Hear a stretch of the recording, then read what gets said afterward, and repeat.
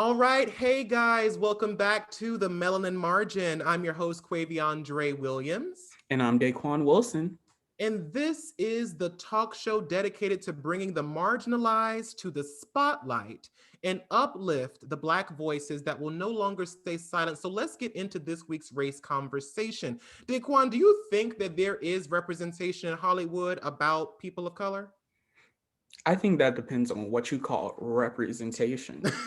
I mean, sure, like there's more representation now than compared to the past, but I think that the whole topic of representation, especially when it comes to media and Hollywood, is very complex and complicated in Mhm. terms of thinking about like whether something is like a true representation or is Yeah. it just like a stereotype, all of these different things. But I will say that like looking at movies now, I definitely see a lot more than like me growing up.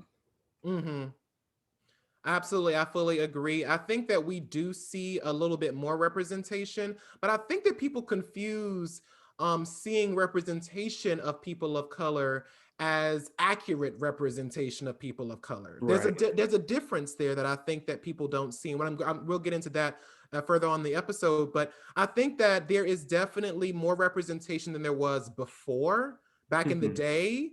But I do think that there's a discussion there about is that accurate representation of certain people of color. There are always these stereotypes that get perpetuated in all these images that we see of people of color being represented in ways that being represented by people who aren't a part of that culture or that community.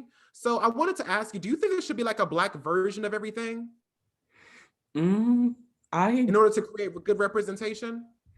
I I see both sides. I think that like it is important that like we can be able to like take stories and make it something that, resonate with our communities. Mhm. But I also don't think that like we need to take other stories in order to like have us be known. Like it's one thing to like take some story that's been told over and over again and then make it Black, but I think that there's so many unique Black stories that still have not been told or still have not gotten the light of day that we could be telling. So I think that when it comes to like having a Black version of everything, like don't get me wrong, like Brandy as Cinderella is like the only Cinderella that I watch Absolutely, because absolutely. period. Like if you haven't watched it, it's Black History Month. Go watch it. Hmm. But yeah, I think that it's one thing to like try to put ourselves inside of like this white frame, but Yeah. in reality, we need to be creating frames of our own self, if Yes. that makes sense. I fully do not appreciate Black versions of white shows or movies under no circumstances. And the reason being is because I feel like it's almost um disrespectful to Black culture because you're basically saying that we aren't good enough for our own stories, so we have to retell white stories. Right. Do you see what I mean? And it makes me it offends me because there is so much like I had this conversation with somebody else before when they were talking about creating a Black Superman or a Black Batman or a Black whatever the case may be, and they were like, oh well, that can never happen because Bruce Wayne is white and blah blah. And I was like, yes, Bruce Wayne is white, but are we forgetting the fact that DC universe and in the Marvel universe all have multiple universes? Right. So you can keep Bruce Wayne, you can keep Peter Parker, you can keep all the white ones, but you can also explore on those same stories in different lights. Why can't we have a Jason Wayne or a Jackson Wayne or some or Carlos Wayne? You know what I'm saying? And seeing Batman's story retold from a different perspective. I'm not looking for a Bruce Wayne and Martha dying and all stuff. How about we have a whole nother story? Do you see what I'm saying? I think that it's offensive to keep us all in this box of like this is the only story that can be told. It has to be a Black version of this great whatever story. And it's kind of like we have our own classics. We have, if you take a chance on Black people, in their stories, we could surprise you. Yeah. If you take a chance on Asian people telling their stories, it can surprise you. So I think it's really frustrating when there seems to be this idea that, oh, we need to have a black Golden Girls or Mhm. a black Steel Magnolias, which by the way was, I mean, torn apart by the critics, but the reality is because it doesn't always capture the original essence of the movie, or the Black Charm, or it's like it frustrates me that we seem to have this kind of cycle of like telling white stories over and over again versus taking a chance, like you just said, on black people just telling their stories. Why do we need to have that version of things? Yeah, and I think like you talking about Bruce Wayne just like creates this even larger conversation of how we racialize different characters and like brings up this question of like, there's so many different stories that have already been told. And even with like you thinking about like the Little Mermaid and how they Yeah. casted the live action version, it's like, oh well, like, the original Little Mermaid was white. Bruce Wayne is white. All of these different characters are white. It and my question for you is like, where do we draw the line between like creating diverse representations of people versus like, you know, drawing from like an original white story? I think that the line goes where the story talks about their culture. Now, there are certain stories that I've seen, specifically Brave and Snow White. Snow White's story, canonically, is that she has skin as white as snow. So a white woman plays her. You see what I'm saying? Right. When it comes to Brave, I think she's Scottish heritage. Not that they're not black people in Scotland, but most it's predominantly white. So it makes sense that if we have Brave the movie or a live action Brave, it would be a white woman playing that role. However, Cinderella's story, uh, Beauty and the Beast, Sleeping Beauty, all these stories, they have nothing to do with them being white. There is nothing canonically in the story that says they are white women.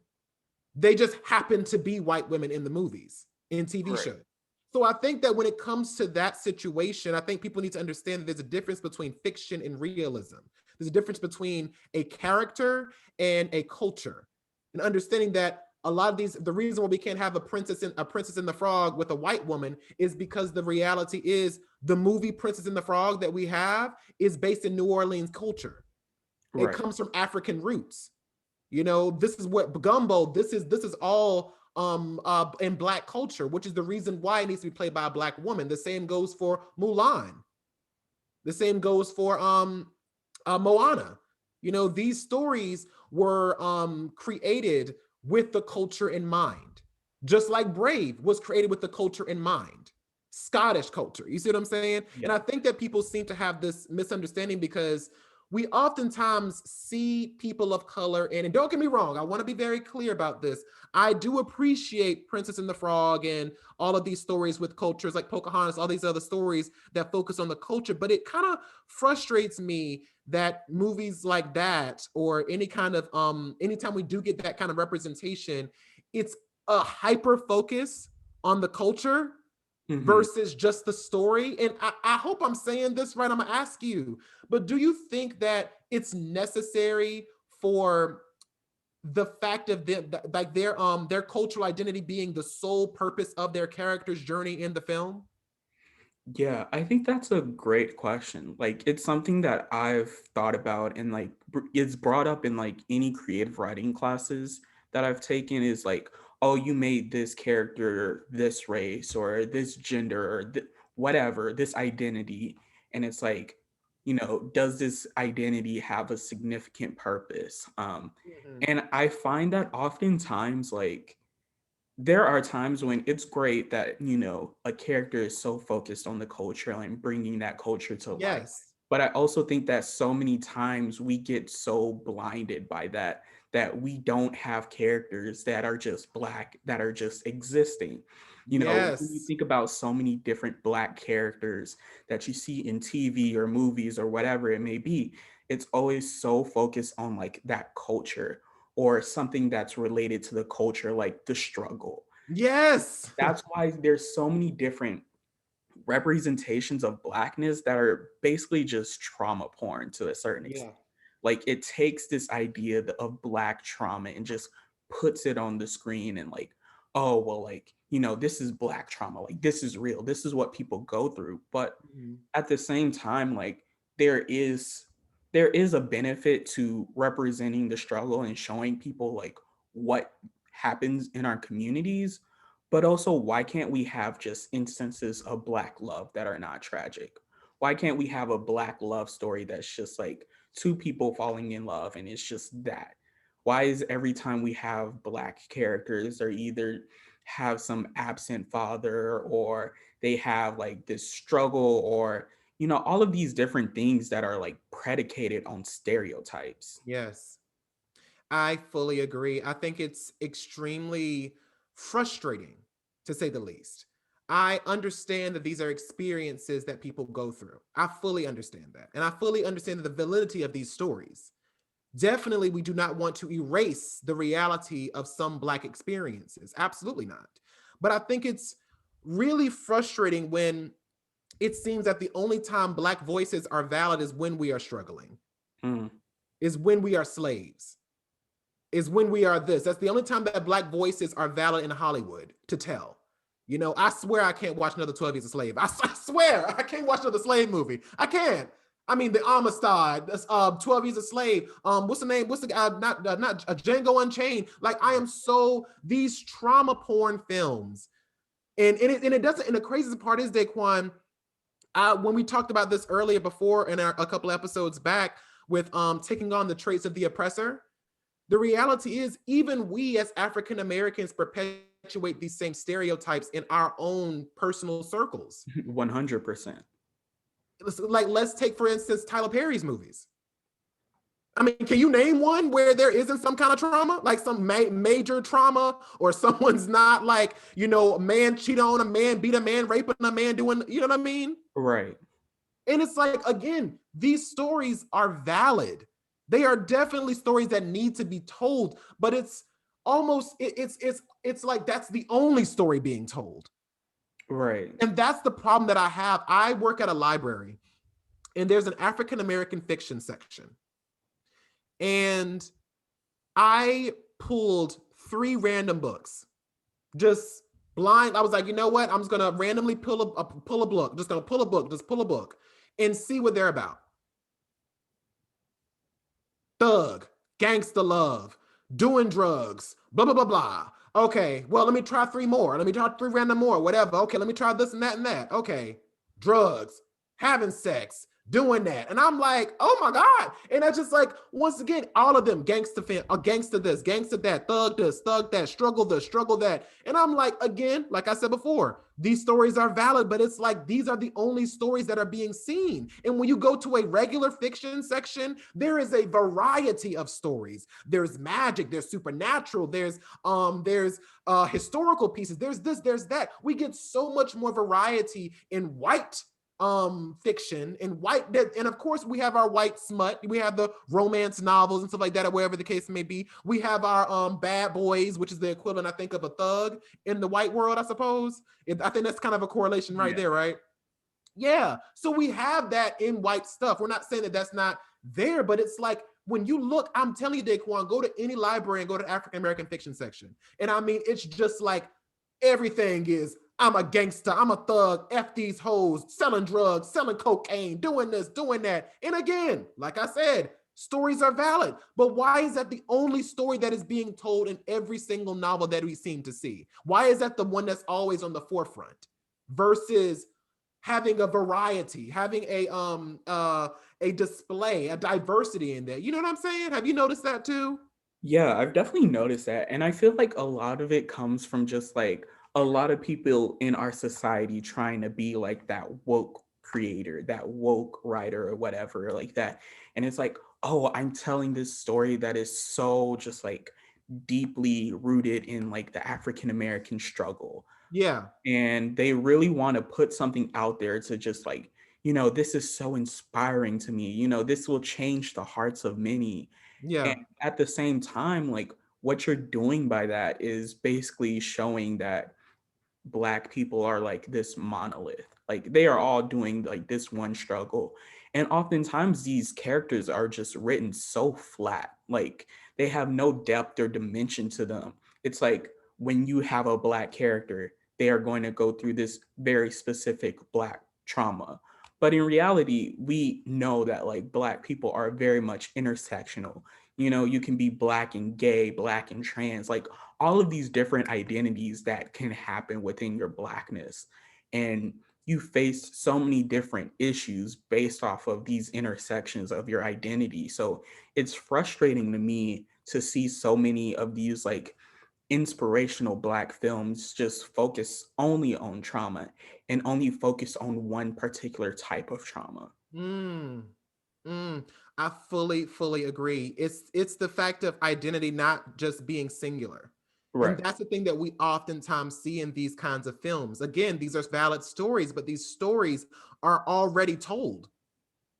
We've got the girl struggling in the hood. We've got the single mom raising the kid. We've got that. But where is the subversion of that stereotype? You see what I'm saying? Where is the Black mom struggling but she's also a vampire by night, or she's I don't know, or where's the bounty hunters that are, fighting evil, but they also, I have no problem with speaking from experience, because we all, as writers, as actors, as performers, we go from our personal experiences. We pull from our personal experiences first. But I think that there is a level of responsibility we have to have in understanding that while this is an experience, and while this is a story that can be told and that you want to tell, try to give it a new flair, a new flavor. You know, how about if the father is left, or if the mother, if it's being a single father raising these kids, the mama didn't just leave. She died she died from cancer or some kind of whatever. And it wasn't because she just left her kid. You see what I'm saying? Or the reason why we have an absentee father is because it's not had anything to do with gun violence, just because of whatever. You see what I'm saying? Like taking those experiences, but also giving a new breath to them, I think is what we're missing. And it gets like I said, it gets frustrating, because you see these stories told time and time and time and time and time and time again. And I mean, don't get me wrong, we see the same thing in white fiction too. We see the Right. same thing in white movies too. There's always the white girl who is the fish out of water, and she's in the new town that she's never seen before, whatever. But if you notice, if you read these books, they have different experiences that made them that way. They have a Right. different backstory that brought them to that point.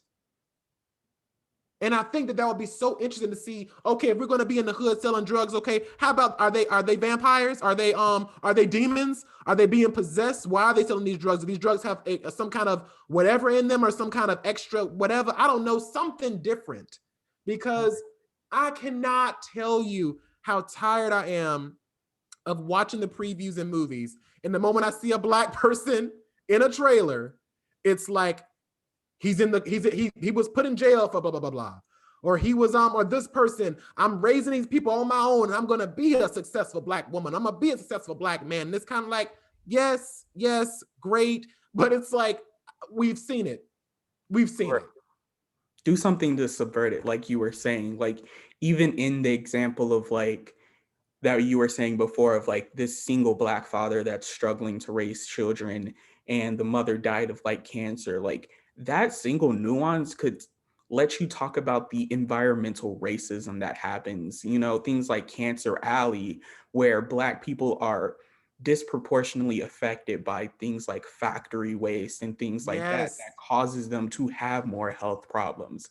Just that small little detail can bring up a numerous amount of different stories that you can tell. Or even if you are talking about like a Black person that, you know, got put in jail, you know, instead of relying on something like gang violence or all these other stereotypes, why not make them like this high white collar criminal where they were embezzling money at like some top law firm or something like that, where it's like it's a story that like you may have some type of like resonance to a story that's already been told, but you take it in a different direction and you add a representation that's not seen. Because oftentimes you only see Black people in movies in like these blue collar type jobs.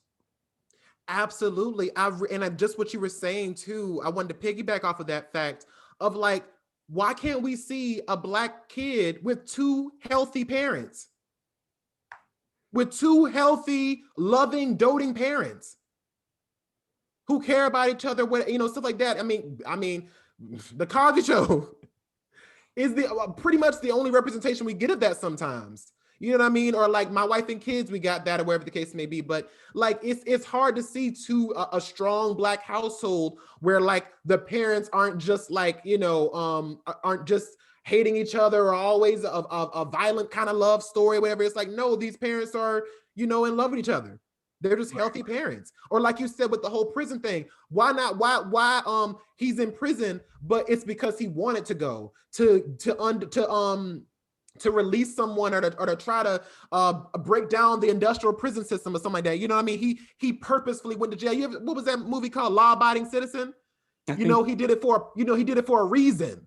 Like that would be, oh my God, like so different. Like he's in jail, but I chose to be in jail. Something like that. Like just something different. Like, and I want to ask you, Daquon, do you think that when we see these stuff like this, we see that a lot of times they are often produced or written by white people?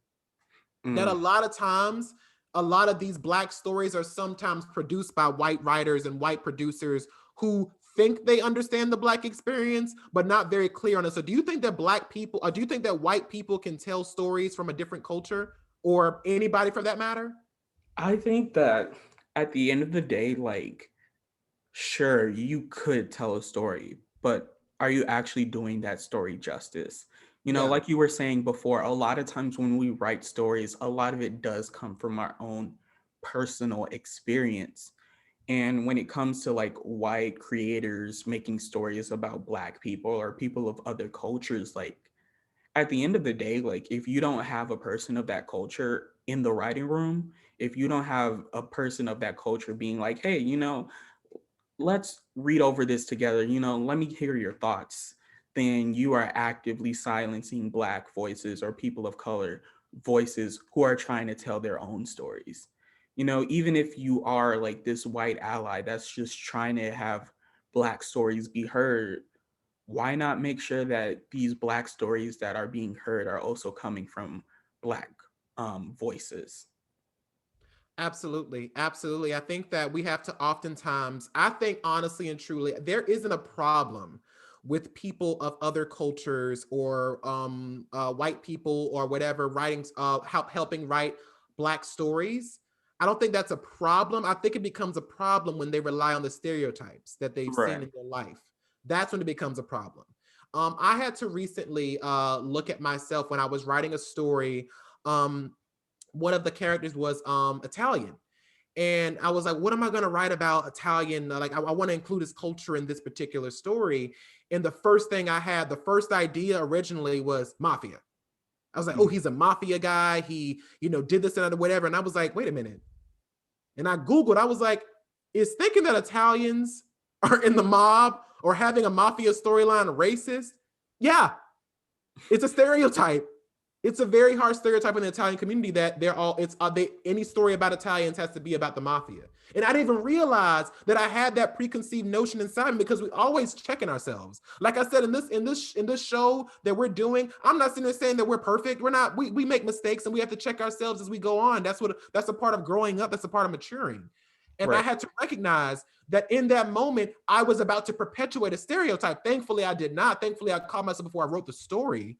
But in the first moments of thinking about it or brainstorming about it, that was my whole idea. I had a whole storyline about the mafia and blah, blah, blah. And I was kind of like, but why is that the first thing? Why can't he just be Italian? Mm-hmm. Why does he have to be an Italian with this and that and the fourth? You see what I'm saying? Why do I have to write it in this particular situation? It just like it would be simple as with Twilight. Stephanie Meyer could have made her any race. Literally any race. Any. Edward could have been literally any race. You see what I'm saying? So it's not a problem that white people want to help show representation. It becomes a problem when we rely on these stereotypes to create said representation, because not all representation is good representation. Right. And just to add, like, just because you are a part of a certain community doesn't mean that you also can, get away scot-free with telling things from your community. You should still have other people, in your side, like, checking your different representations, because Yes. I can tell a Black story and still be very problematic in how I tell it, because I can approach it from like some one narrow-minded view. And a lot of times you need other people in the room that can really speak to personal experiences within a certain community, in thinking about how different aspects of a community feel. Like we said before, every community is intersectional. Every community has so many different identities within that one community. So just because you're Black and you're telling a Black story doesn't mean you can, get off the hook scotch-free. Absolutely. I think that really comes into play with Tyler Perry. Mm-hmm. And specifically Sisters, the show he wrote. I was incredibly offended watching this show. My mom loved it. My mom loves the show, and but I was like, one time she said, well, just sit down and watch with me. Just sit down and watch with me. And I was like, okay, I guess. And I watched an episode of this show, and I cannot tell you the stereotypes that I saw throughout this entire show. I was like, oh my God. And I only watched one episode, but I already saw it just from that one episode in the previews of the next episode. And my mother telling me about the ones before. I'm like, this is a 50-something-year-old Black man writing stories about 20-something-year-old Black women. Right. And mind you, Tyler Perry he writes the shows himself. Like, he doesn't have a writer's room. I think he's getting one now, but before he's been writing them, Hopefully. Hopefully. But it's like, how are you as a Black man who's like in his 50s? I think he's in his 50s, 60s. If not, I think he's in his 50s, right? Who knows? I think so. But like the reality, but irregardless, like he is telling stories about 20-something-year-old Black people. And then there was a gay character on the show. And oh my God. Oh my God. Don't get started on how people treat Black and gay characters. That's an episode. Oh, that's a whole episode by itself. Oh, we're going to get to that, baby. Stay tuned for season 3, baby. We're going to get to that. But it was so mind-boggling when I was like, how are you as a straight 57-year-old, however old you are, Black man, going to accurately tell a story about 20-something-year-old Black women and a gay man without having a gay person or a LGBT person or a Black woman on the show to be like, hey, no, no, hey, wait a minute. Or even just a young person. Oh yeah. At the very least. At the very least, because even the dialogue in the show comes from somebody who's like, how do Black 20-year-olds talk? And literally it's like, I'm a blah, blah, blah, blah, blah, blah, blah, blah. And I'm like, girl, that's not, that, I don't know what the freak. Or like when the gay character was speaking, oh my God, it sounded like somebody literally was like, how to talk like a gay I don't even blame the actors. Huh? It's a very real thing, especially when you think about how, like even Black actors that will, amplify some version of a Black accent to like sound ghetto, quote unquote, which again, that's problematic. But like even in voice acting or like, fictional characters that are animated, we still see these problems. Absolutely. I feel that people have this idea that because it's animated, it's okay for a white person to perform as a Black woman or a white person to perform as a Black character or a Black woman or a Black man. And it's just like, absolutely not. Right. Absolutely not. Under any circumstance should a white person or a person not of that particular culture be playing a character that is not of their culture.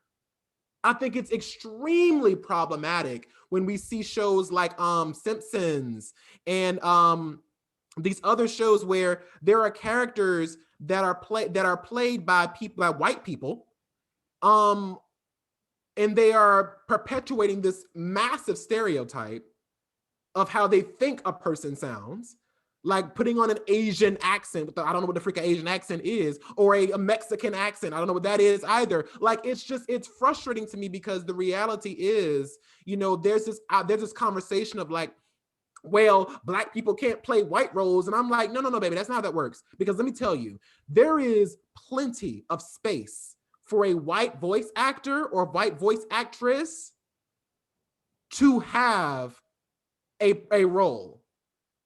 There are barely any roles for Black actors and Black voice actors to play a role, or Hispanic voice, Latinx voice actors to play a role, or Asian voice actors to play a role, or Native American voice actors to play a role, and the list goes on. Why do we have to have a person trying to put on an Indian accent? Right.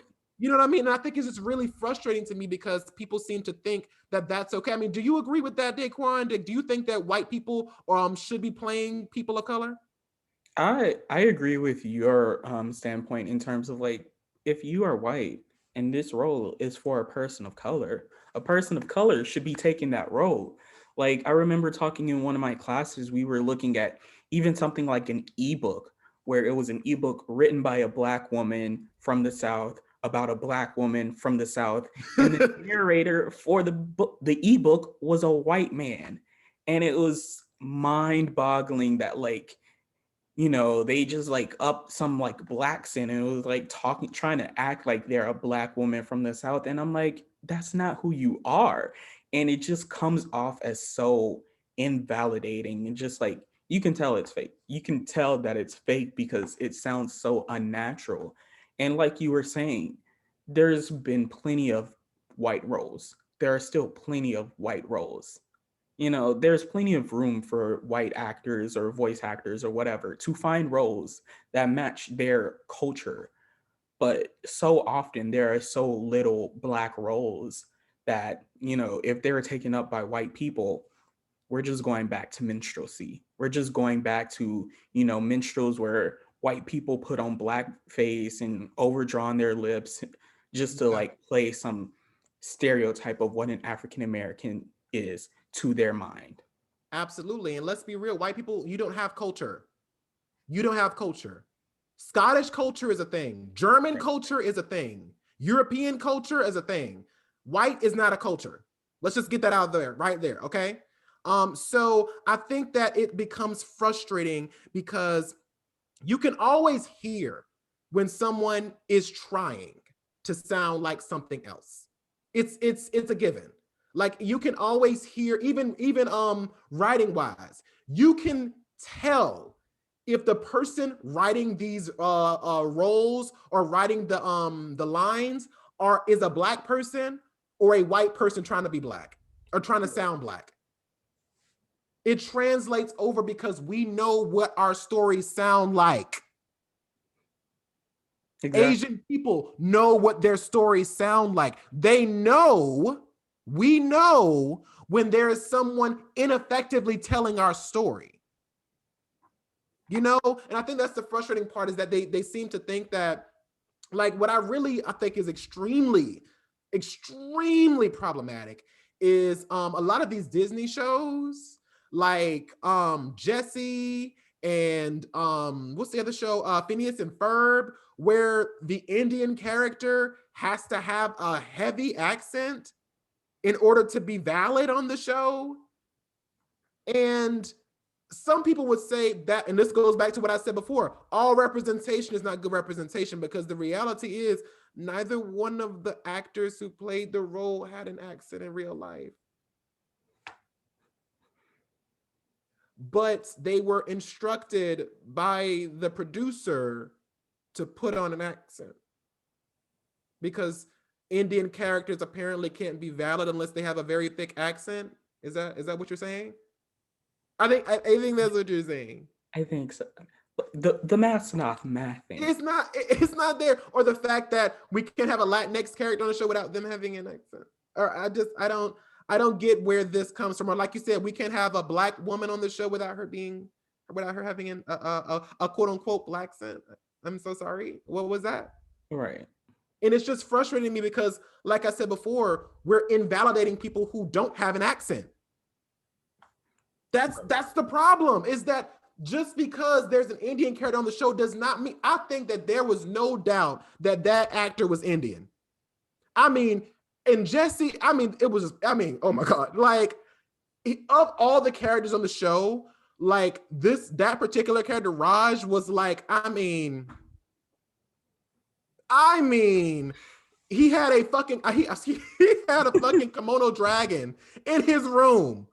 He always wearing certain things, which is not a problem, but it's like now you gotta add an accent on it too. Like, I mean, Right. Like, do we really need these very simple, stereotypical indicators of race or ethnicity to make a character valid? Like, even beyond that, like, every Black person doesn't speak in what you think a Black person speaks. Like, Black people can sound articulate.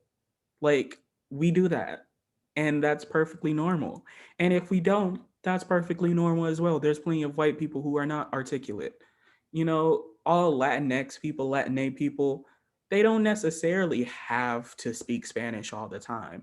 There's plenty of Latinx people who can't speak Spanish because of white supremacy telling them that they need to assimilate to this white Anglo-Saxon culture. There are plenty of Asian people that are not, the stereotypical STEM majors or whatever like that, all of these stereotypes. So when you're creating a character, create the character. What does that character want to do? What does that character like? What does that character sound like? Not what do you think people like that character sounds like. absolutely, I fully agree. I wanted to ask you too, what do you think? What is the difference? Because I know, but I want to hear your stance on it too. But what is the difference between historical characters being played by certain races and fictional characters being played by certain races? Because a lot of what I was hearing with that whole Ariel situation that you brought up earlier was, oh, she can't play because in the movie she was this and that and the fourth. So I want to ask you, what is your stance on that? I think when it comes to fictional characters, it's, is their culture centered to that character? Like you were saying before, if a character draws upon their culture, it needs to be a certain race because of, what is textually written into that character, then they need to be that race. If it's not, they can be any other race. When it comes to historical characters or historical people, honestly, I feel pretty similarly. You can't make Martin Luther King Jr. White. Ugh, Martin Luther King Jr. is a Black man. Being a Black man is so particular to his entire experience. absolutely, I fully agree. I do. The argument is null and void. The argument is null and void because fictional characters are not real. Marie Antoinette was a white woman. She cannot be played by a Black woman or an Indian woman or Native American. No, she was white. You know what I'm saying? Like there are certain characters that are in. There are certain characters that can be played by any race because their culture has nothing to do with their story. Nothing. Like literally nothing. Like Frozen, nothing.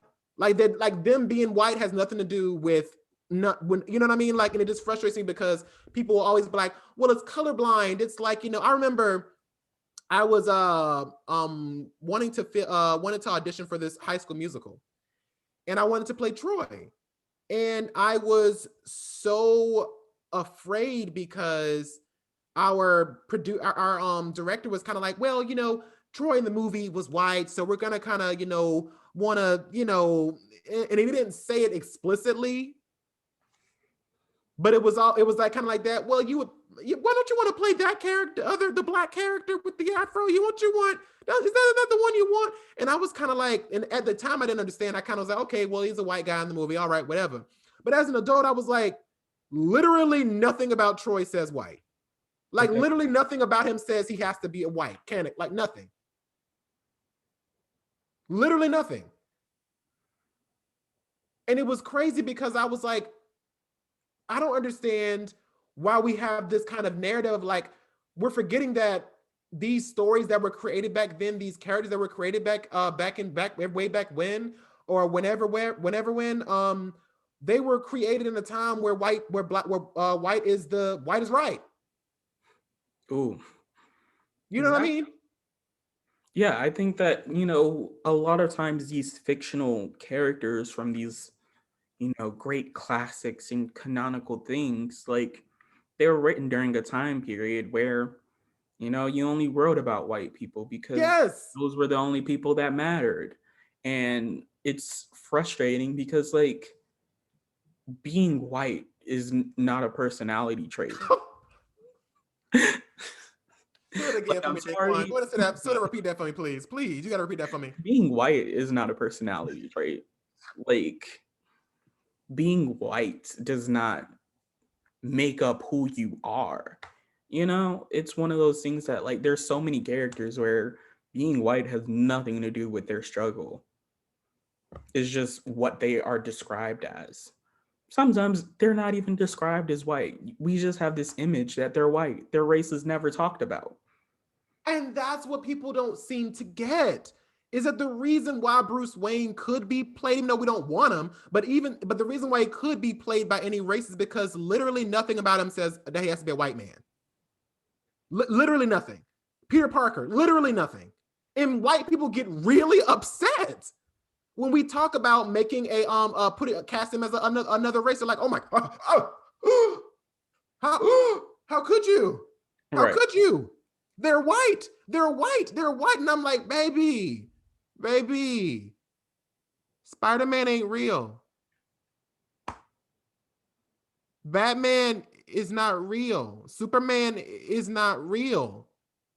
You don't think Right. that there were black farmers who could have taken an alien?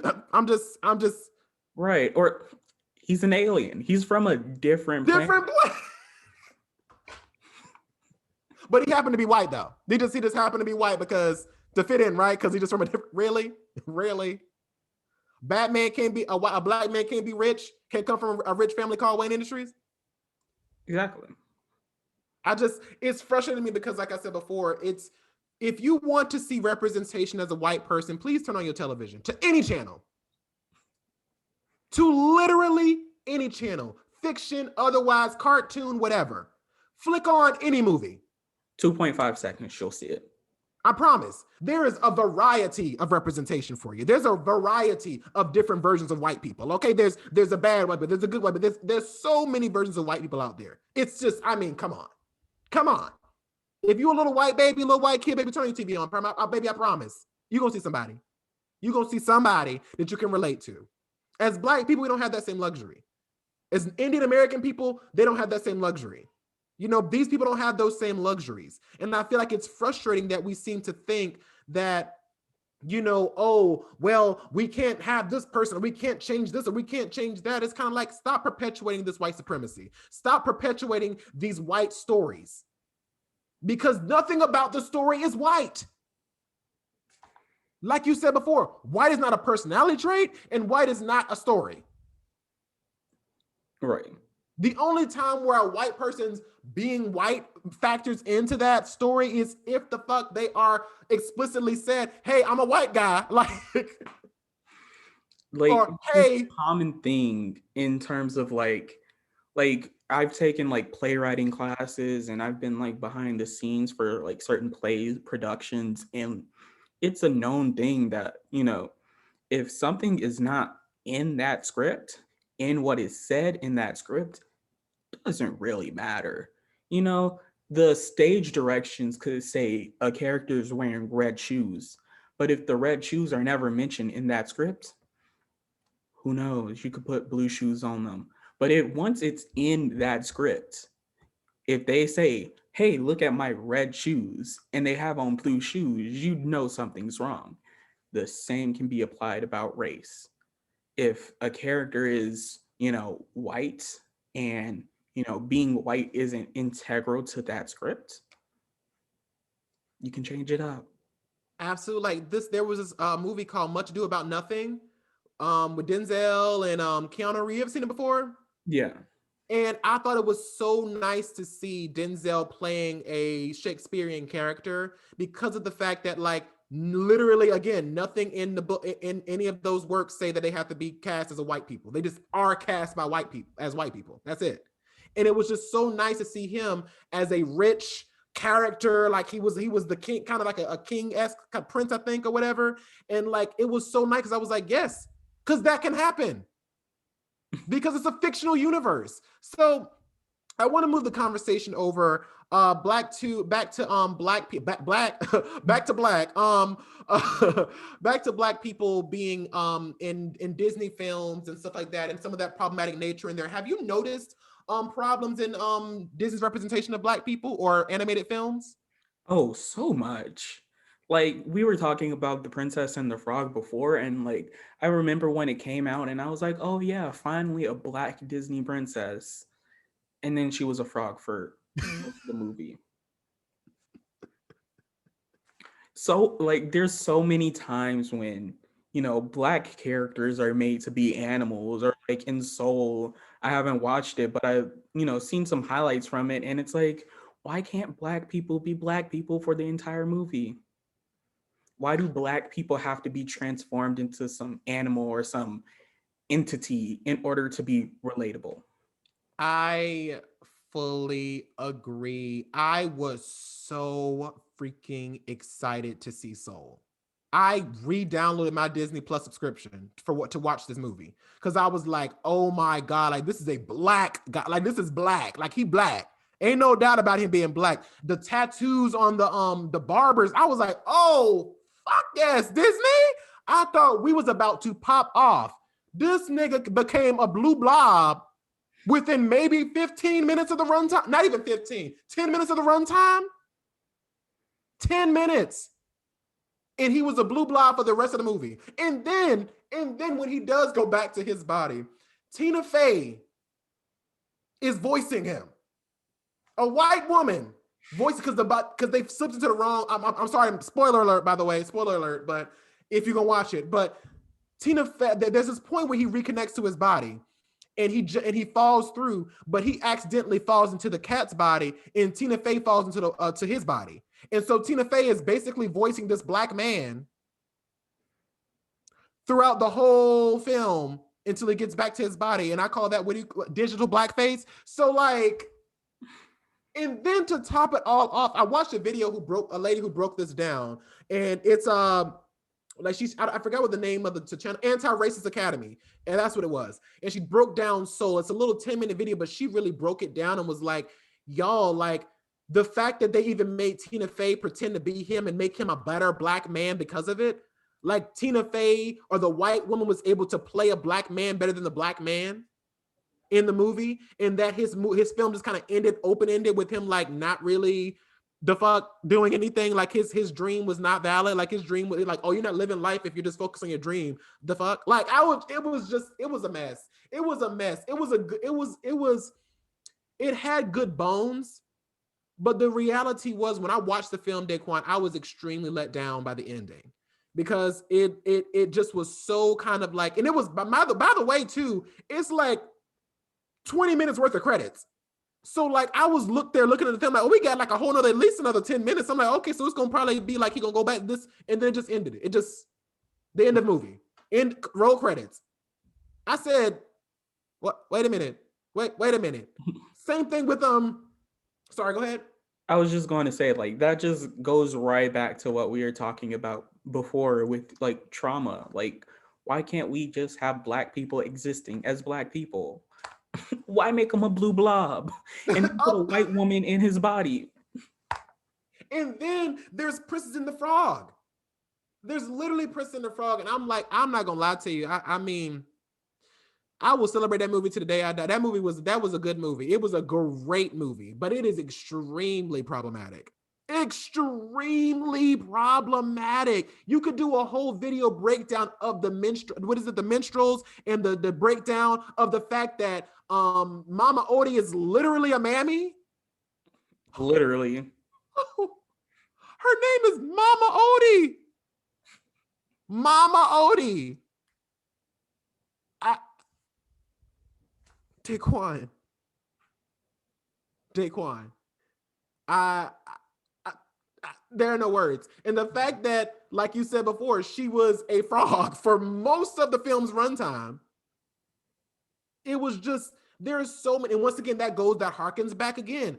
All representation is not always great representation. It just because you have a Black character in the film does not absolve you from being problematic. Just because you have, that's, and I hate people say this too, and like, and this is another conversation for another day, but like, oh, just because I have a Black character, I'm not racist. Oh, I have a Black character. I have a gay character, I'm not homophobic. Is it a character or is it a stereotype? Thank you. Thank you. It's extremely annoying. And it's just, it's like, I'm so tired of the one, like you said, the one note Black women, the one note Black characters. And it's just, and it doesn't stop just in animation, and it doesn't stop just in the fictional universe. In the real world, there's this seemingly comparative nature we have when it comes to white actors and Black actors, you know, specifically Viola Davis and Meryl Streep. I'm just like, what? Like the amount of times people call Viola Davis the Black Meryl Streep, and it's like, Viola Davis has so many accolades. And even if she didn't, why does she have to be some representation of a white person? Why can't Viola Davis just be Viola Davis? Baby, that's all she needs. Huh? With that talent, that's all she needs. Honestly and truly, and I hate when people say that too. Even Viola Davis brought it up. She was kind of like, people always call me the Black Meryl Streep. I'm kind of like, I'm Viola Davis. Like, what the fuck? Like, it's crazy that people seem to compare so often that, oh yeah, you're this person or you're that, or like you said before, all of the roles, it seems, for Black men and Black women are the same role. Right. And it transcends all beyond acting. Like, you can even look at like drag race, and you know, any black drag queen is always compared to like Monet or Bob, or you know, like every Black drag queen is like the same person in some people's eyes. Or the fact that there is this overwhelmingly racist way of attacking people of color on this show, especially in Drag Race, especially where we see that like the Black characters or the people of color are oftentimes seen as the villains against the lone white woman kind of thing. Or they don't deserve their wins. They only got it because they're Black. And like, for instance, I mean, just going back on it, Fifi O'Hara versus Sharon Needles. You know, Fifi O'Hara, I believe she's a person, I think she's a person of color. I think. Maybe. I think she's Latinx. But she's tan. She's real tan. But I think she's Latinx. But then there's what is it? Season 5. There was so many people that often Vixen being considered a villain. Or there's even just like so many, season 12, you know, when Jada Essence Hall won it, and everybody's like, oh, Gigi got robbed, you know, Jada didn't deserve the crown, she got it because of like Black Lives Matter. And I'm like, did you not see Jada Essence Hall this entire season? Do you not see how sickening Jada Essence Hall is every runway? Yes, absolutely. And yeah, she's Filipino. Okay. O'Hara. I had to Google to make sure, but just to make sure. But yeah, like it's exactly like it's always this dichotomy of like, oh, Roxy Andrews versus Jinx Monsoon. Like Roxy's a person of color and Jinx Monsoon's a little white girl. You know what I'm saying? So you know, there's definitely problematic natures in that, and it seems to, not saying that these. Not absolving these people or whatever the case be, if they were actually being whatever malicious, but I'm just saying like it just seems to be the same thing we're seeing, the same narrative of people of color as the villain, you know. And it's just it really annoys me because, like you said before, it gives us this idea of being flat, like we're only this, we're only that, we're only this, we're only that, and it's kind of like we can't have layers, you know. Right. So I think we've reached the end of our conversation today, have we, Daquon? I think so. We can save reality TV for another episode. Absolutely. So let's go ahead and talk about how so many little black boys and black girls grow up never knowing the full scope of their culture and what it has contributed to society and history. So it's time that we make a change. Okay, let's take a pause, rewind, and remind the world just how we did that. So my we did that comes from an article on PBS known as little known Black history facts, and we're talking about misrepresentation of people of color. Did you know that 1 in 4 cowboys were actually Black, despite the stories that are told in popular books and movies? In fact, it's believed that the real Lone Ranger was inspired by an African American man named Bass Reeves. Reeves had been born a slave but escaped west during the Civil War, where he lived in what was then known as Indian Territory. He eventually became a U.S.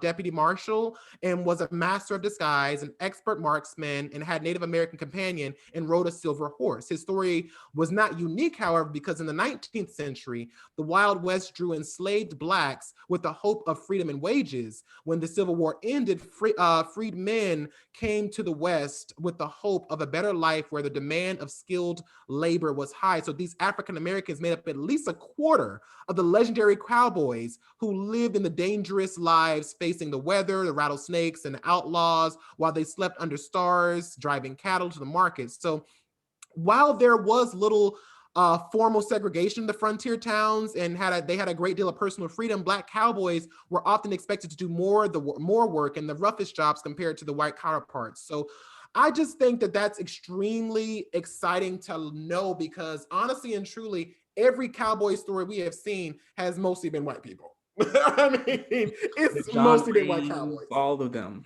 all of them. So it's nice to hear and to know that that Black people were also in that they were a big part of that as well. Daquon?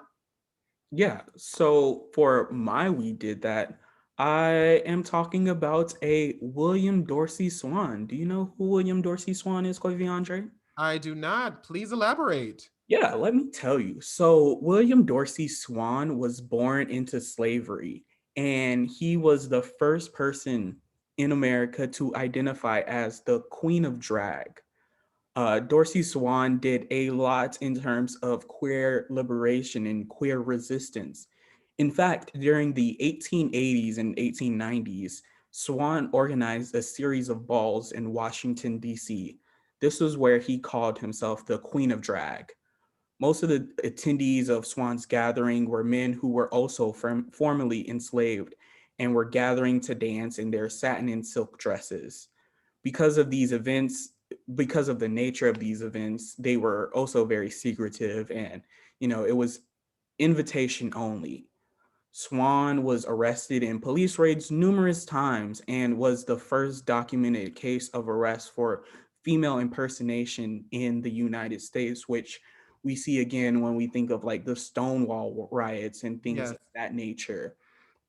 Swan eventually stopped organizing drag events, but his brother continued to make costumes for the drag community, and two of his other brothers also been active participants within Swan's drag balls.